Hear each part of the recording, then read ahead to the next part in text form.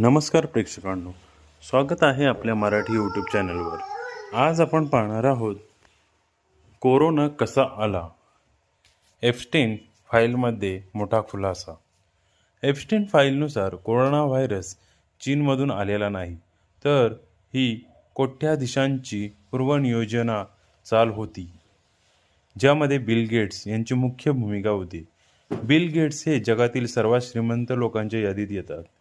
Corona येण्याच्या तब्बल 7 वर्ष आधीच बिल गेट्स यांनी एका टीव्ही शोमध्ये सांगितले होते की जगाची लोकसंख्या खूप वेगाने वाढत आहे, ज्यामुळे लवकरच नैसर्गिक संसाधने संपतील। त्यामुळे लोकसंख्या नियंत्रणासाठी हा व्हायरस अतिशय हुशारीने पसरवण्यात आला, असा दावा करण्यात आला आहे। एप्स्टीन फाईलनुसार हे एका व्यक्तीच्या आवाक्याबाहेरचे काम होते। अनेक देशाचे राष्ट्राध्यक्ष, राजे आणि कोट्याधीश यांनी अतिशय गोपनीय पद्धतीने हा व्हायरस पसरू दिला आणि नंतर लसीकरण करण्यात आले।